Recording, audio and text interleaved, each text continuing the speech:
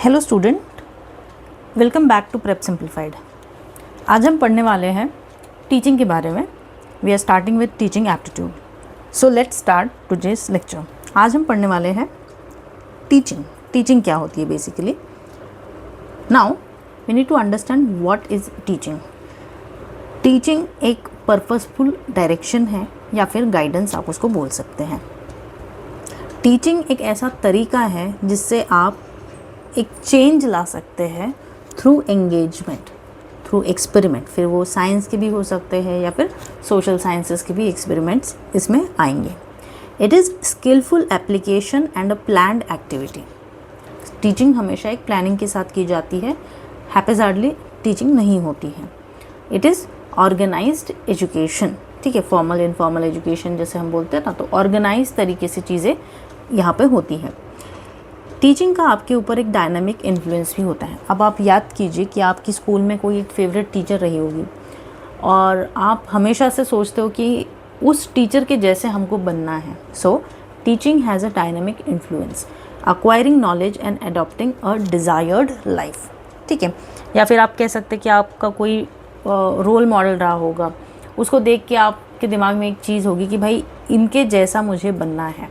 So you acquire knowledge and adopt a desired life which has a dynamic influence on you, ठीक है। अब objective समझते हैं कि टीचिंग के क्या ऑब्जेक्टिव हो सकते हैं। It enables adaptation, real life problems solve करके कैसे उनके साथ डील करना है, ये आपको टीचिंग सिखाएगा। It shapes and moulds learners. It is a support system. It creates responsible citizens. Positive values and habits का इनकलकेशन एक बहुत इंपॉर्टेंट ऑब्जेक्टिव है टीचिंग का। पॉजिटिव हैबिट्स जैसे punctuality, discipline, politeness, these are the fundamental habits जिसके ऊपर हमें school में बहुत चीज़ों के मतलब इनके ऊपर हमें बहुत ज़्यादा काम करने के लिए बोला है स्कूल्स में, जब हम स्कूल में थे। It also fosters a sense of brotherhood, community, leadership and teamwork. These are also the objectives of teaching. अब टीचिंग ऑब्जेक्टिव्स देख लिए, टीचिंग क्या होता है ये देख लिया, लेकिन टीचिंग के डेफिनेशंस देखते हैं from the very influential people. Mahatma Gandhi के लिए टीचिंग का मतलब होता है काइंड होना और दूसरों को हेल्प करना। सो व्हेनेवर ऐसा कुछ आता है कि भाई किसी एक पर्टिकुलर पर्सन के लिए क्या डेफिनेशन रही है, तो अगर महात्मा गांधी के बारे में पूछा जाता है तो इतना ही करना है, काइंड रहना है और दूसरों को हेल्प करना है।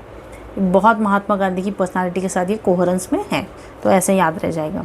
Now Rabindranath Tagore and Jean Jacques Rousseau, इनका था nature is the best teacher.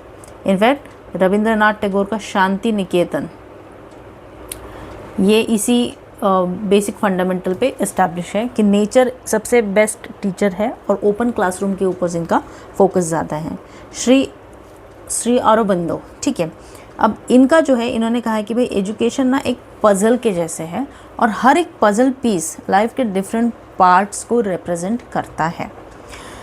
जे कृष्णमूर्ति और जॉन डीवी के लिए वो कहते हैं कि भाई लर्न बाय डूइंग थिंग्स, चीज़ों को आप हैंड ऑन एक्सपीरियंस से सीखें। तो ये कहना था कृष्णमूर्ति और डीवी का। ये नाम आपके लिए बहुत इंपॉर्टेंट है क्योंकि मॉन्टेसरी जो छोटे बच्चों के स्कूल होते हैं ना उसको मॉन्टेसरी बोला था, ये मारिया मॉन्टेसरी के ही नाम पे है। तो मारिया मॉन्टेसरी इन्होंने बोला कि सेल्फ एजुकेशन जो है वो एक बहुत अच्छा तरीका है हमको एजुकेट करने का। अब सेल्फ एजुकेशन मतलब क्या है? Choose what you want to learn. आपने स्कूल्स, छोटी स्कूल्स में देखा होगा, छोटे बच्चों की स्कूल्स में, तो वहाँ पे ना उनके ऊपर ऐसा कुछ प्रेशर नहीं होता है कि उनको ये ऐसे करना ही है, सिलेबस का ऐसा होना ही चाहिए। उनको खुली छूट होती है किंडरगार्टन में कि जो करना है तुमको करो, ठीक है। प्ले स्कूल जिसको हम बोलते हैं ना, जो करना है करो। तो सेल्फ एजुकेशन कि आप चूज़ कर सकते हो कि आपने क्या पढ़ना है।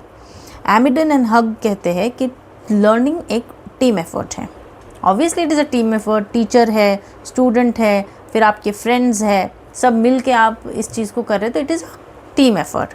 H.C. मॉरिसन का कहना है टीचिंग एक स्पेशल कनेक्शन इस्टेब्लिश करता है और वो उस इस्टेब्लिशमेंट के थ्रू ही बढ़ती है, ठीक है। So these were the different definitions by different people.